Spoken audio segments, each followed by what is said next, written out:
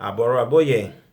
Ifa defines 5 different categories of blessings: long life, prosperity, spouse, children, and victory over enemies. Victory over enemies. Victory over enemies. Now, long life is a blessing that it takes time to really appreciate. You got to really wait until your 95th birthday to celebrate long life. To call it yours, you got to wait. Um, Prosperity is a little bit more obvious. Either you've got bus fare or you don't. Either you can put food on your table or you can't, right? It's pretty straightforward. Even more so, spouse and children. Either you have them or you don't, right? But victory over enemies is a little bit more subjective. And I'm going to tell you why. Victory over enemies can be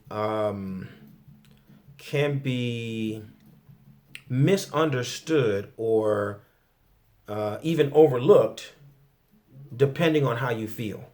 So you could be winning, but you still feel fearful. You could be winning, but you still feel vulnerable.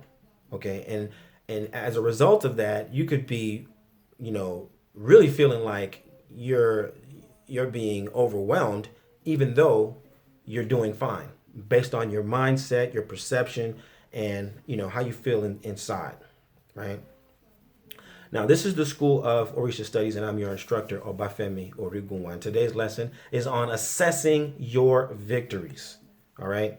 Now, I remember when I was little, and I'm talking about 8 years old, 10, maybe up to 12 years old, right? And there would be the little children fights on the playground or in the neighborhood. And what would happen would be there would be a confrontation, and one of the children would get really emotional. Maybe would start crying and doing all kinds of breathing heavy, and then everybody would be like ooh ooh, and then they just go off, and it's just this wild chicken fight, and they're just swinging all over the place, and everybody's screaming ooh ooh ooh. Right? You remember those? Well, but in retrospect, like, there were no Mike Tyson blows landing. There wouldn't, you know what I mean? People weren't even coming away with black eyes or even barely any scrapes, right? You may have gotten a scrape on your arm from when people fell down, but it wasn't really the way you may have thought it was based on all the noises from the peanut gallery, right? And you might think you were losing because every time your opponent swung, everybody said, ooh, right? Even though they never hit you, right? And so that carries over a lot into social media too. You see it interesting, sadly enough, with adults, people who are supposed to be priests and priestesses, who are carrying on this same kind of a playground mentality where they're screaming and they're oohing and they're eyeing over Facebook posts or Instagram posts or something. You know what I mean? It's all completely imaginary and just designed to make themselves feel like they're doing something. It gives some people a sense of relevancy, right?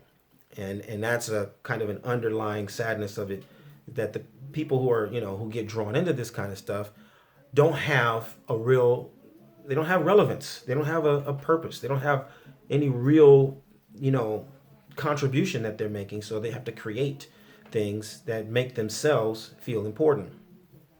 Now, for you, as the person who is observing all of these kinds of activities, what I want you to understand is that the effect of this is that it creates a level of kind of insecurity in the community.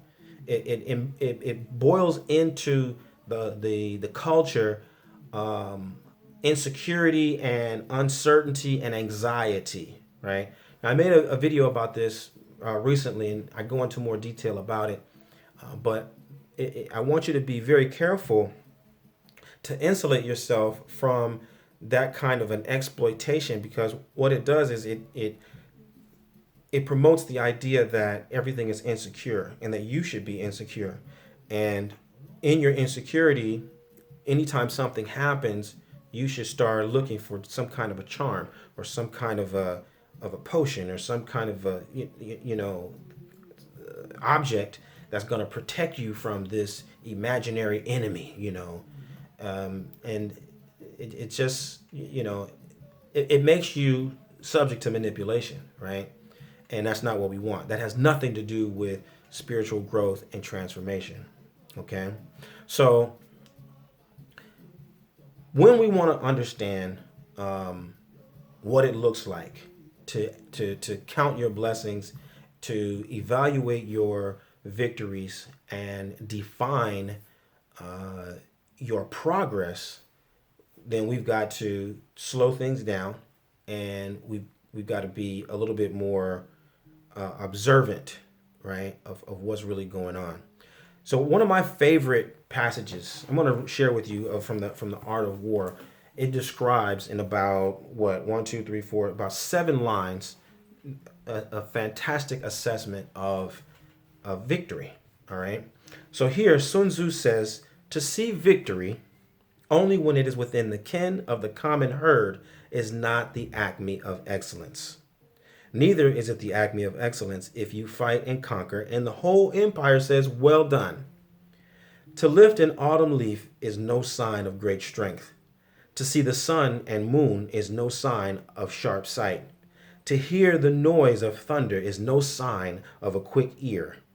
What the ancients called a clever fighter is one who not only wins, but excels at winning with ease.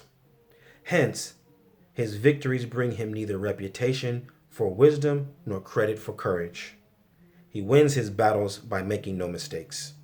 Making no mistakes is what establishes the certainty of victory, for it means conquering an enemy that is already defeated. Okay? Ifa, a great prayer that I know from Ifa tells us that the stone that was thrown at the sun did not hit the sun. The piece of wood that was thrown at the moon did not hit the moon. No matter how much it chases and follows behind the dog, the tail will always be behind it. No matter how much you boil the feathers of a guinea fowl, it will not become a stew. Therefore, all of the efforts of my enemies will amount to nothing. They will forever be beneath my feet. They will forever be behind me. They will be forever clamoring and reaching in vain, acquiring and achieving nothing. Okay? Nipsey Hussle said that you would never be criticized by the people who are doing more than you. You would only be criticized by the people who are doing less than you. Remember that, right? And so the moment that you see people conspiring against you, the moment you see people standing in the distance and pointing fingers at you, the moment you hear the rumors and the whispers of people who are trying to undo what you've done, that is the first indicator that you have already won. Okay? Entertain their foolishness no further than that. If you hadn't won, they would have nothing to talk about. All right?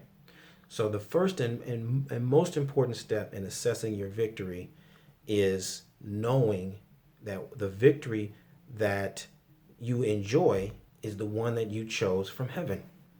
As long as you're doing what's natural to you, as long as you are manifesting and cultivating your prenatal choice, there's nothing that the enemy can do, right? There's nothing that the enemy can do. In the same way that no one knows how the water got inside the coconut, your enemies don't know the secret of your success. Go inward. Focus on your destiny.